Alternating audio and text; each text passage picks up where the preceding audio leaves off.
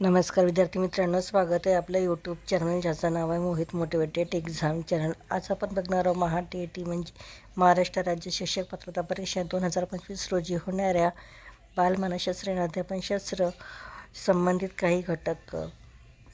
हे घटक तुम्हाला पेपर 1 आणि पेपर 2 साठी अत्यंत उपयोगी असे ठरते। चला तर मग सुरुवात करूया व्हिडिओला। अध्यापनाची उपपत्ती म्हणजे एखाद्या घडण्यासंबंधी ते तसेच का घडते याची शास्त्रीय विवेचन करण्याची पद्धत म्हणजे अध्ययन उपपत्ती होय। तर या उपपत्तीचे 3 भाग पडतात।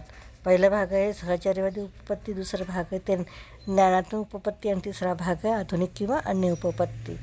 तर एक एक करून ह्या विषयातील विभागातील आपण उपपत्त्या बघूया। तर सुरुवातीला आहे सहचर्यवादी उपपत्ती। या उपपत्तीमध्ये थॉर्नडाईक यांचा प्रयत्न उपपत्ती, पॅव्लॉव यांची अभिजात अभिसंधान उपपत्ती, स्किनर यांची साधक अभिसंधान उपपत्ती, वॅटसन, ग्रुंथी आणि हल ह्या येतात। त्यानंतर ज्ञानात्मक उपपत्तीमध्ये कोहलर, कफका, समकारवादी मनोदृष्टीमूलक उपपत्ती यांचा समावेश होतो।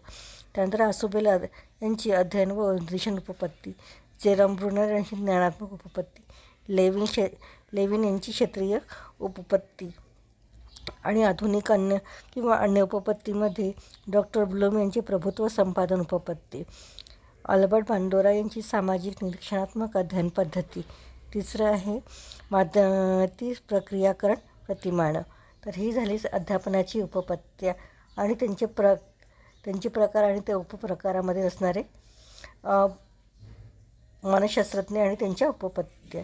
अशाच नवीन व्हिडिओ बघण्यासाठी व्हिडिओला लाईक करा, कमेंट्स करा, जास्तीत जास्त व्हिडिओ शेअर करा आणि जेणेकरून इतर विद्यार्थ्यांना देखील या व्हिडिओचा फायदा होईल आणि चॅनलला सबस्क्राईब करायला विसरू नका।